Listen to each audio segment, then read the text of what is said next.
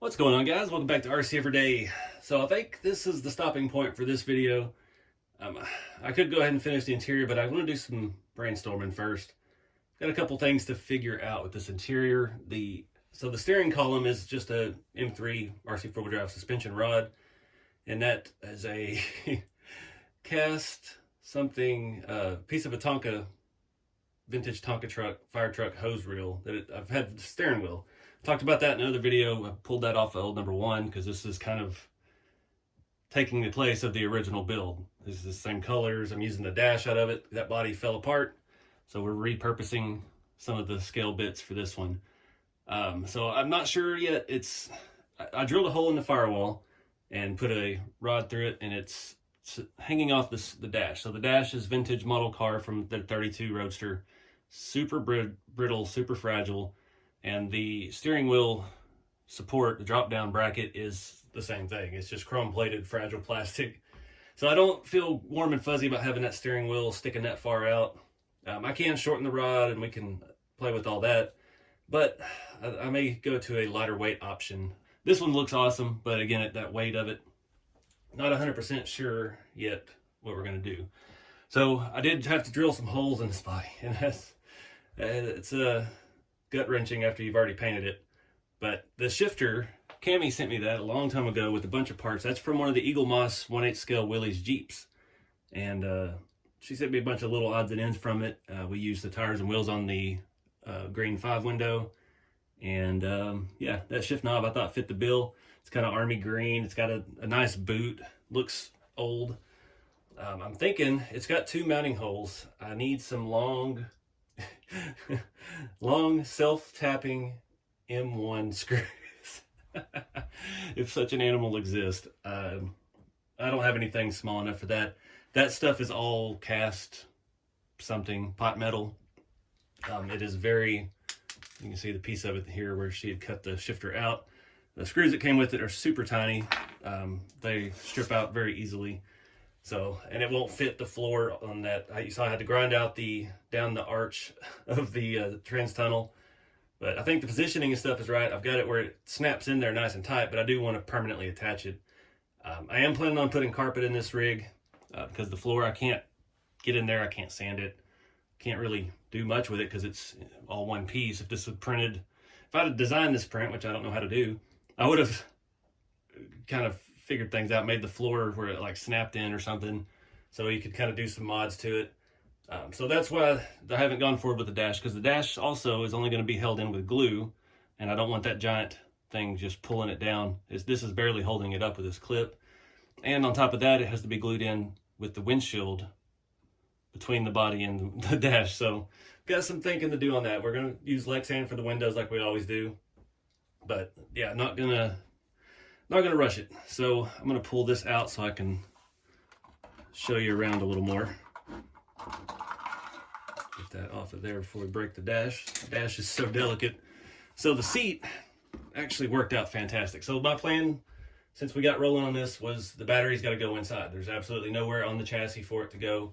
We have minimal space back here where we can stick an ESC and a receiver. See, I've drilled a hole through big enough for a Dean's connector. Fortunately, the only Helios battery, the only battery I have at all is, I think it's a 2003 cell. It's a little bitty guy, but it has a XT60 plug on it, I think, or an axial plug, and that won't fit through my hole, and I don't want to keep hogging out this 3D printed stuff. You see, I've already got some touch up to do in here. So yeah, we're gonna have to get a battery from the guys at Helios that will fit perfectly behind my seat. So I've got this stuff. I don't remember where I got it. It's been around the shop for a while. I had a whole strip of it. This is like plastic Velcro. This is some commercial grade stuff. I haven't been able to find it at any stores because I was wanting to get some more. But this is not like your typical hook and loop. I mean, this piece, any of it will lock together, and it actually clips. So it doesn't matter. I can take this piece and fold it over and clip it in. Some fantastic stuff. And it holds, it does not let go, it's not affected by moisture. So that's what I decided to mount the battery in the seat with. So you saw I made the seat frame, and I'm gonna go ahead and pull this shifter out of here right now too before I break it. It's getting to the delicate phase now where everything's tedious. So I've got one piece of Velcro. You saw I sanded down the trans tunnel there too, kind of make a flat spot. I heated up the Velcro so the glue would really stick to the bare plastic. And that's going to be good enough to hold the battery in. I put a big piece on the back of the seat. And when we get our right battery, I'm going to put a piece on it and put a piece on the back of the cab, and the battery will clip in. The seat will clip down to the floor and to the battery, and boom. We run our wire through the hole in the floor, and we are golden. So let me pop this off of here. You can see how good that stuff's, it almost pulled the sticky off. So got a fair amount of space. Let me grab that other battery real quick so I can show you how it fits. All right, so this one is a 2-cell. I was wrong. It's a 2000 milliamp Helios 2-cell, but it's going to be plenty for this. You can see I have this one in there. It will actually fit. The seat can move forward accordingly, but I don't want to use that big giant one in there. This doesn't need to be that quick.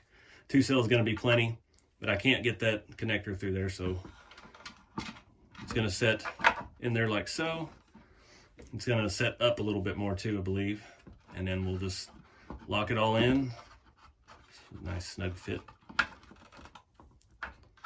And I'm not going to clip it in because I don't want to, the more times I do it, the less sticky that stuff becomes. So you get the gist of it. It's going to set pretty much against the back window.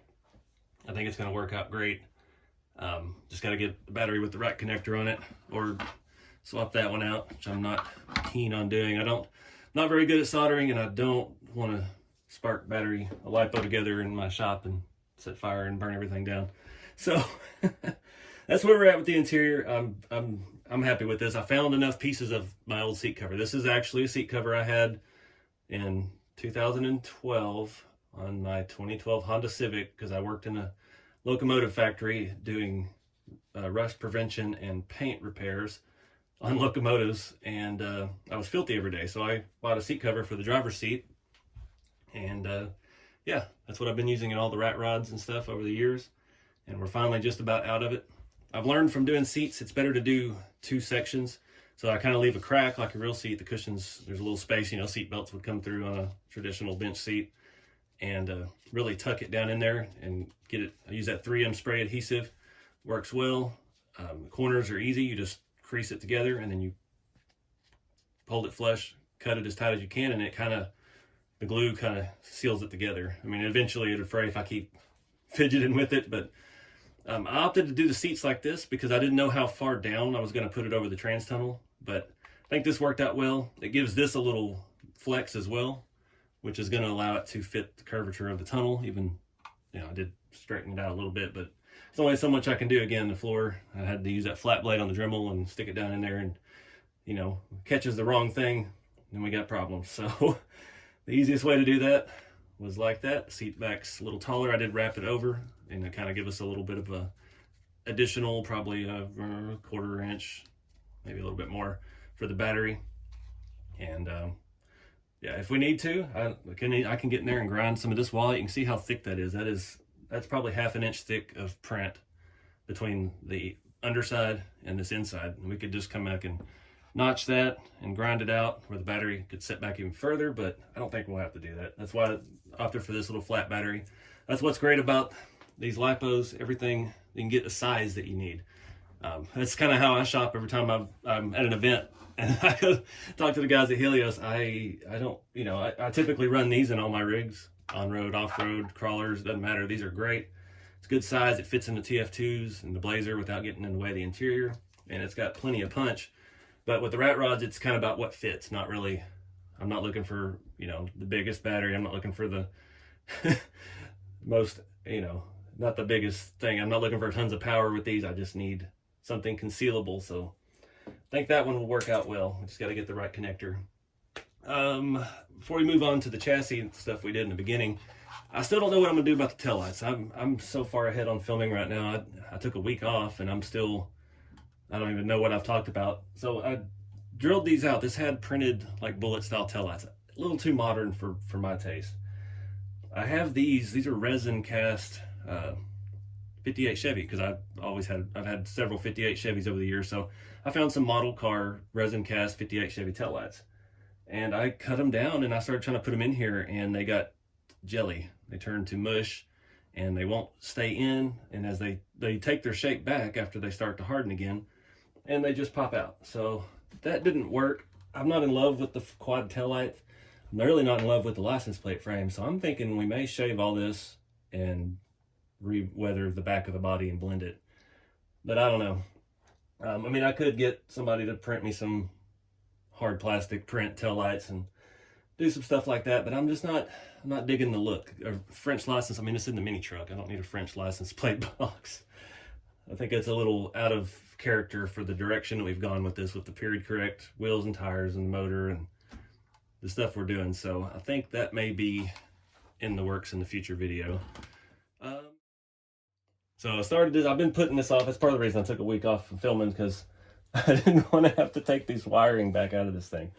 A buddy Wayne, he's doing actual scale wiring harnesses in his USTE build. And he used this fabric tape, you know, like you would do a real car with. So I got some of that and I wrapped that up. Just, it doesn't look scale obviously because it's a huge bundle, but it's less noticeable. You don't have a red and a white or black or whatever color it was, I don't even remember now. And then the servo wire, I'm not taking that apart again. It was so much work to get all that lined up and get it in there. I left the servo wire exposed from at the frame rail to here, and then it's in this wrap going back here. So it is what it is. That was not fun, and I was ready to move on to the next part. So that's what we did with that. Made it a little bit thicker, but we made the clamps work and everything. And then I got a drive shaft. So I bought 2 of these. I like these Lesu. This is stuff for semi-trucks. These are super realistic looking drive shafts. They got beautiful joints, brass in the middle. As far as like rock crawling stuff, I don't know how well they'd hold up, but they look good and they have every length imaginable. If you need one that's 7 inches long, 10 inches long, they've got some ridiculous ones. And it's just a nice scale looking piece. It kind of, what I wanted to do with this, it's kind of a mix. It's like a modern hot rod, so things are shiny. We got some shiny stuff. Got a nice drive shaft. We got nice heim joints on all of our suspension links. But then we have the body, it's patina. The engine, it's weathered. So we got a little mix of everything. So I think that one was, what length was that? That was the 97 to 127 millimeter drive shaft. That was the one that worked out. And I get those from Semi Joe's truck shop. He used to sell on eBay all the time. I think he still does, but he's got his own website now. And he keeps a lot of the custom semi-truck parts in stock. This one was a 79 to 109. It would have worked, but I'd rather have more beef on it to, like this is going to be a high-performance rig, but, you know, less movement on it. So I think that's about it. Yeah, next step, we just got to do some thinking on the steering wheel, look around, see what I can find.